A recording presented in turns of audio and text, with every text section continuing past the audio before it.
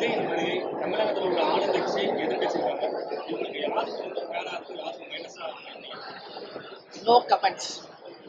ஏன்னா இந்த கேள்வி நீங்க அவங்க கிட்ட கேட்கணும். நாங்க ஒண்ணு மத்த கட்சிக்கு பூஸ்ட் பண்ற கட்சி நாங்க இல்லை. எங்க கட்சியை பத்தி கேள்வி நீங்க அந்த கேள்வி அங்க கேள்வி.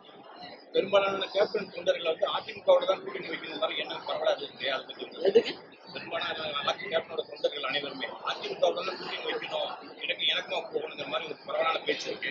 அதை பத்தி அதான் இப்ப நான் பேசுறப்ப என்ன சொன்னேன், கூட்டணி அமைப்பதற்கு முன் அனைத்து நிர்வாகிகளையும் மாவட்ட கழக செயலாளர்களையும் அழைத்து அவர்கள் மனநிலை என்ன என்பதை தெளிவாக ஆராய்ந்து கழகத்தினரும் தமிழக மக்களும் விரும்பும் கூட்டணி தான் இந்த முறை நிச்சயம் தேமுதிக அமைக்கும். அதுல மாற்று கருத்தே கிடையாது.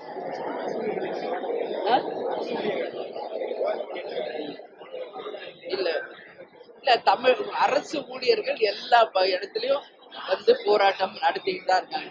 மக்கள் நல பணியாளர்கள் சென்னையில தொடர் போராட்டம், அதே மாதிரி ஆசிரியர்கள், செவிலியர்கள், அதே மாதிரி நம்ம மீனவர்கள், டாக்டர்ஸ் எல்லா பக்கமும் அவங்கவுங்க ஒரு கோரிக்கை வச்சு நிறைய ஆர்ப்பாட்டம் போராட்டங்கள் நடந்துகிட்டு தான் இருக்கு.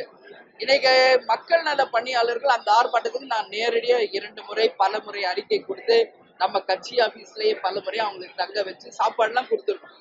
இன்னைக்கு நம்ம ஆளுங்கட்சி இல்ல, நம்மளால அவங்களுடைய கஷ்டத்துல பங்கேற்கிறோம், அவங்களுக்காக சப்போர்ட் பண்றோம், அவங்க கோரிக்கை நிறைவேறணும், நாங்களும் ஆர்ப்பாட்டத்துல கலந்துக்கிறோம். ஆனா இது செய்ய வேண்டியது யார்? ஆளுங்கட்சியை சேர்ந்தவர்கள் தான் இதை செய்யணும். ஆனா அவங்க சாப்பாடு கொடுக்குறோம் 3 வேளை அப்படின்னு ஸ்கீம் வேற பக்கமா இருக்குது. பட் அவங்க இன்டென்ஷன் அது கிடையாது. அது பார்க்கலாம். ஏன்னா அவங்க இன்டென்ஷன் வேற. அவங்களுக்கு பணி நிரந்தரம், ஊதிய நிரந்தரம் தான் அவங்க கேட்கறாங்க. பட் அதை பத்தியே சொல்லாம உங்களுக்கு சாப்பாடு 2 வேளை தர்றோம் அப்படின்னு தான் கவர்மெண்ட் சொல்றாங்க. ஓகே, நம்ம வரவேற்கிறோம். சாப்பாடுன்றது சாதாரணம் இல்லை. பசிச்ச வயிறுக்கு சோறு போடணும், அதான் எங்க தலைவர்கிட்ட இருந்து நாங்க கத்துக்கிட்டது. அது கூட அவங்க கேட்கிற கோரிக்கையும் கவர்மெண்ட் நிறைவேற்றணும்னு நான் கேட்டேன். சரிங்களா?